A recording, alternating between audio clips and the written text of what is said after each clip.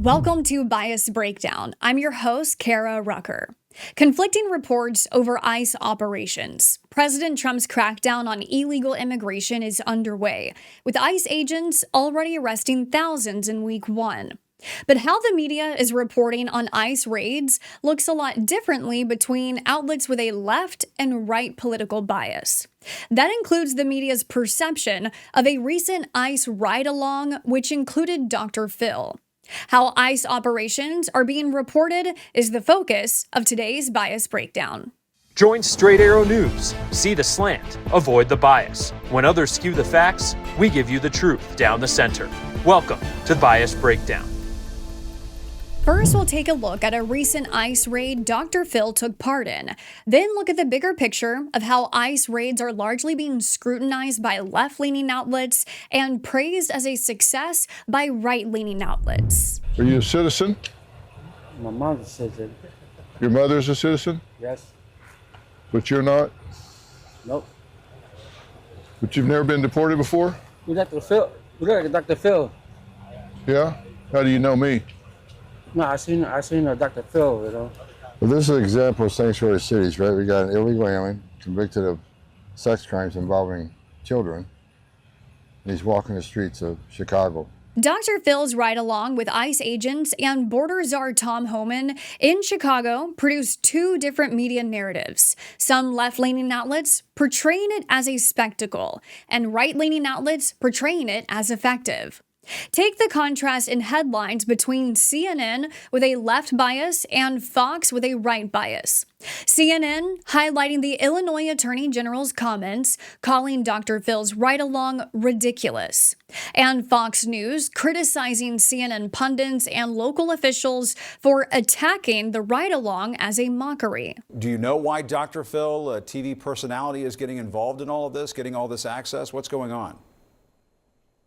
I think it's ridiculous. It's making a mockery of what is supposed to be a focused. If it's law enforcement, if it's focusing on criminals, you don't invite folks like that who have no law enforcement background to be embedded within. Other outlets took a similar approach, questioning Dr. Phil's presence on scene. The Chicago Tribune wrote, granting largely unrestricted access to a well-known television personality during high-stakes law enforcement encounters raises questions about the propriety of the operation. It also underscores the extent to which Trump, who parlayed his turn as a reality TV star into a political career powered by harsh rhetoric on illegal immigration, relies on spectacle and showmanship to convey his message. But news outlets on the right reported on Dr. Phil's ride-along as a glimpse of transparency into how ICE operations are successfully rooting out migrants who have committed crimes. Fox News wrote, Dr. Phil revealed on the show that he had to be briefed on extensive security protocols as part of the high-risk mission. This truly is a targeted ICE mission because they're not sweeping neighborhoods like people are trying to imply, he said. I know that because I've been involved heading into this. They've identified 270 high-value targets, and what I mean by that is that these are known criminals and terrorists. Breitbart, another news outlet on the right, wrote Dr. Phil also said that Tom Homan, border czar for President Trump, had clear objectives to detain criminals and shut down the United States border, as opposed to the common misconception of sweeping neighborhoods and rounding random Hispanics up for deportation. While Dr. Phil's presence being suitable during one of ICE's operations has been open to debate in the media, it isn't unusual for federal agencies to accept requests from media to do ride-alongs on certain operations. And while Dr. Phil has a history of reality TV and talk shows, he started his own news media company, Merritt Street Media, last year. Dr. Phil hasn't been the first to be granted this sort of access. Fox News reporter Bill Melugin was embedded with ICE agents during a bust in Boston several days prior to Dr. Phil's ride-along in Chicago. And Kristi Noem, President Trump's Homeland Security Secretary, was also granted access by ICE for a ride-along during an operation in New York City.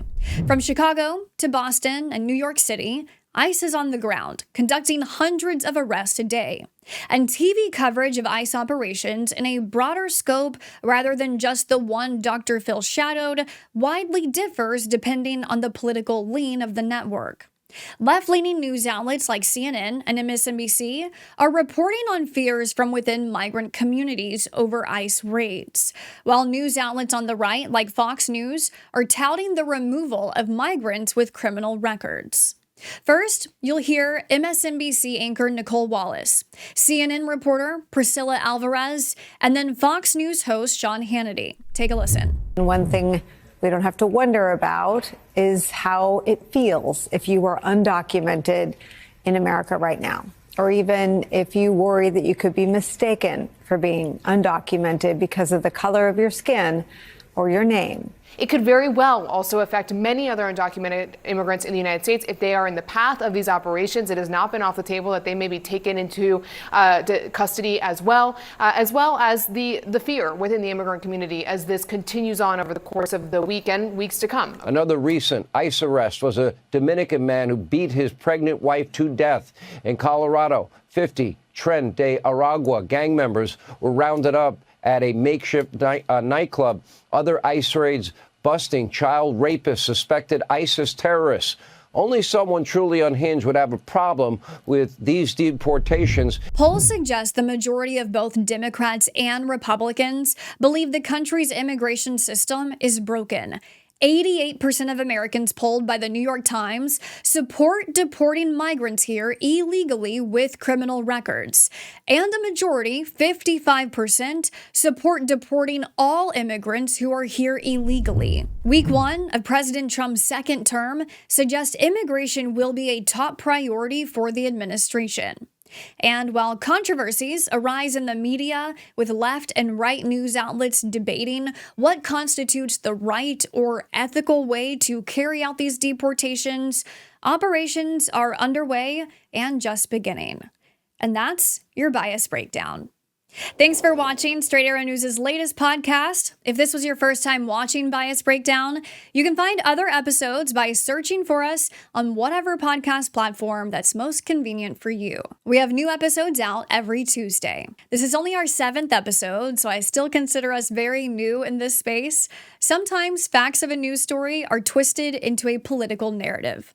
Our goal is to take a story that is being widely talked about and show how it's being told differently in the media, based on news outlets' left and right political bias. So hopefully you can walk away with a more complete picture rather than just one perspective. I also just want to give a shout out to our video editor, Ian Kennedy, who makes 4 pages of scripting visually come to life for us.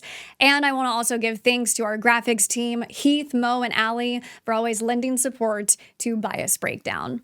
Thank you for watching and for your feedback as we try to make this podcast better for viewers like you. We'll see you next week.